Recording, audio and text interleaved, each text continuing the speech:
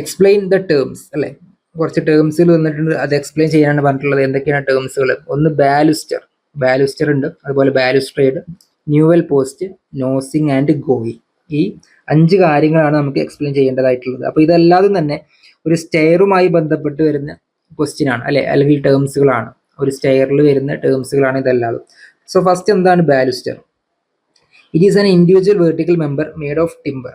Okay, individual vertical member made of timber, metal or masonry and fixed between string and handrail to provide support to the handrail. അപ്പോൾ ഹാൻഡ്രെയിലിന് support കിട്ടാൻ വേണ്ടിയിട്ട് നമ്മൾ കൊടുക്കുന്ന individual ആയിട്ടുള്ള ആ ഒരു വെർട്ടിക്കൽ മെമ്പറിനെയാണ് എന്ത് പറയാം? ബാലുസ്റ്റർ എന്ന് പറയും അല്ലെ. ഇങ്ങനെയാണ് നമ്മളെ സ്റ്റെപ്പ് എന്നുണ്ടെങ്കിൽ ഇതിന് നമ്മളിങ്ങനെ ഒരു ഹാൻഡ് റെയിൽ പ്രൊവൈഡ് ചെയ്യും അല്ലെ. അപ്പോൾ ആ ഹാൻഡ് റെയിലിന് ഒരു സപ്പോർട്ടിന് വേണ്ടിയിട്ട് ഇങ്ങനെ വെർട്ടിക്കലായിട്ട് കൊടുക്കാറില്ലേ? ഈ വെർട്ടിക്കൽ മെമ്പറിനെയാണ് എന്ത് പറയുന്നത്? ബാലുസ്റ്റർ എന്ന് പറയാം. ഇനി ബാലുസ്ട്രേഡ് എന്ന് പറഞ്ഞു കഴിഞ്ഞാൽ എന്താണ്? Framework made from a series of balusters and handrail. അപ്പോൾ ഈ ഒരു ഫ്രെയിം വർക്കിനെ മൊത്തത്തിൽ അല്ലെ, ഈ ഹാൻഡ് റെയിലിനെയും ഈ ഒരു ബാലുസ്റ്ററിനെയും കൂടി കമ്പൈൻ ചെയ്തിട്ട് ആ ഒരു മൊത്തത്തിൽ അതിന് ആ ഒരു series of baluster and hand റെയിലിനെ പറയുന്നതാണ് എന്ത്?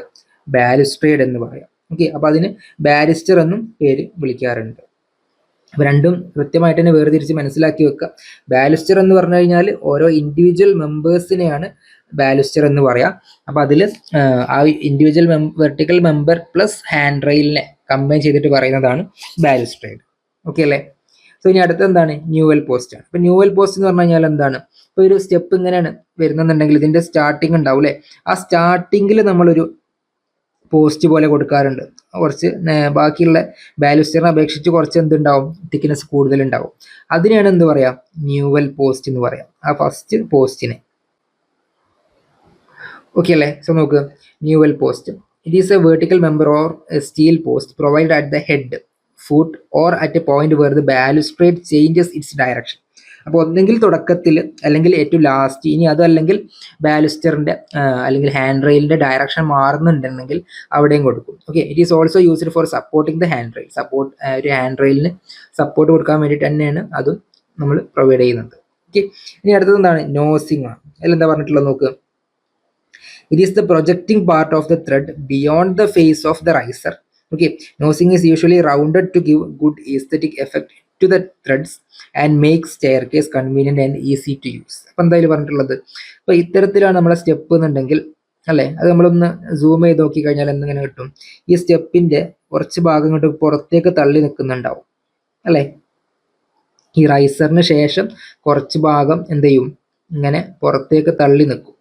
അപ്പോൾ ഇതിനെയാണ് എന്ത് പറയാം? ഈ ഭാഗത്തിനാണ് നമ്മൾ നോസിങ് എന്ന് പറയാം. ഓക്കെ, ഈ ഭാഗമാണ് ഇവിടെ വരച്ചിട്ടുള്ളത്. അപ്പം അതിനെ നമ്മൾ നോസിങ് എന്ന് പറയാം അല്ലെ. Projecting part of the thread അല്ലെ, ത്രെഡിൻ്റെ ഒരു പ്രൊജക്റ്റിംഗ് പാർട്ടാണ് beyond the face of riser. ഇതാണ് ഫേസ് ഓഫ് റൈസർ. അപ്പം അതിൻ്റെ പുറത്തേക്ക് തള്ളി നിൽക്കുന്ന ഭാഗത്തിനാണ് എന്ത് പറയാം? നോസിങ് എന്ന് പറയാം. ഇനി അത് റൗണ്ടഡ് എഡ്ജ് ആയിട്ടാണ് കൊടുക്കാറുള്ളത് എന്ന് വെച്ച് കഴിഞ്ഞാൽ ഈ ഒരു രീതിയിൽ കൊടുക്കാറുണ്ട്. ഓക്കെ, ഇനി അടുത്ത് നമുക്ക് ഗോയിങ് ആണ്. എന്താണ് going? The horizontal distance between without the faces of two consecutive rises is known as going of step അല്ലേ. അപ്പം എന്തായാലും പറഞ്ഞിട്ടുള്ളത് ഒരു ഹൊറിസോണ്ടൽ ഡിസ്റ്റൻസ് ആണ്. ഹൊറിസോണ്ടൽ ഡിസ്റ്റൻസ് എന്നുള്ളത് ഓർത്തിരിക്കുക. അപ്പോൾ അതായത് ത്രെഡിൻ്റെ ഡിസ്റ്റൻസ് എന്ന് വെച്ച് കഴിഞ്ഞാൽ 2 റൈസറുകൾ അല്ലേ, എന്താ പറഞ്ഞിട്ടുള്ളത്? 2 റൈസറുകൾ തമ്മിലുള്ള ഇടയിൽ വരുന്ന അല്ലേ, ഇതിപ്പോൾ ഒരു റൈസറാണ്, അടുത്ത റൈസറാണ് ഇത്. അപ്പോൾ അത് തമ്മിലുള്ള ഇടയിൽ വരുന്ന ഈ ഒരു ഹൊറിസോണ്ടൽ ഡിസ്റ്റൻസിനാണ് എന്ത് പറയാം? ത്രെഡ് എന്ന് പറയാം. ഓക്കെ, സോറി, ഗോയിങ് എന്ന് പറയാം. ഗോയിങ് ആണ്, ആ ഒരു ഡിസ്റ്റൻസിനെ ഗോയിങ് എന്ന് പറയും. ഇനി നമ്മൾ ഈ സർഫസിനെയാണ് എന്ത് പറയാം? ത്രെഡ് എന്ന് പറയാം. അപ്പോൾ രണ്ടും വേർതിരിച്ച് തന്നെ മനസ്സിലാക്കി വെക്കുക. ആ ഒരു കാല് വെക്കുന്ന സർഫസിനെ എന്ത് പറയും? ത്രെഡ് എന്ന് പറയും അല്ലെ. ഇനി ആ ത്രെഡിന്റെ ഡിസ്റ്റൻസ് എത്രയാണ്, അതിന്റെ മെഷർമെന്റ്, അതിനെയാണ് നമ്മൾ എന്ത് പറയാം? ഗോയിങ് എന്ന് പറയാം. ഓക്കെ, ഇതുപോലെ തന്നെയാണ് ഇതിനോട് ചേർത്ത് മനസ്സിലാക്കി വെക്കേണ്ടത് റൈസും റൈസറും അല്ലെ.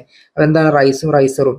അപ്പം ഇങ്ങനെ സ്റ്റെപ്പ് ഇങ്ങനെയാണെന്നുണ്ടെങ്കിൽ ഈ ഒരു ഭാഗത്തിനെ, ഇതിനെയാണ് നമ്മൾ എന്ത് പറയാ? റൈസർ എന്ന് പറയാം. ഇനി ആ റൈസറിന്റെ ഹൈറ്റിന്, ആ ഒരു മെഷർമെന്റിന് എന്ത് പറയും? അതിന് റൈസ് എന്ന് പറയും. ഓക്കെ, അപ്പോൾ അതാണ് റൈസും റൈസറും തമ്മിലുള്ള മാറ്റം. അതുപോലെ തന്നെ ഗോയിങ്ങും ത്രെഡും തമ്മിലുള്ള മാറ്റം. ഓക്കെ അല്ലേ? അപ്പോൾ സ്റ്റെയറുമായി ബന്ധപ്പെട്ട് വന്നിട്ടുള്ള ഒരു 5 ടേംസ്, 5ൽ കൂടുതൽ ടേംസ് ഇപ്പോൾ നമ്മൾ ഡിസ്കസ് ചെയ്ത് കഴിഞ്ഞിട്ടുണ്ട്. ഓക്കെ, അപ്പോൾ നമുക്കിനി അടുത്ത ക്വസ്റ്റ്യൻ നോക്കിക്കൂടെ?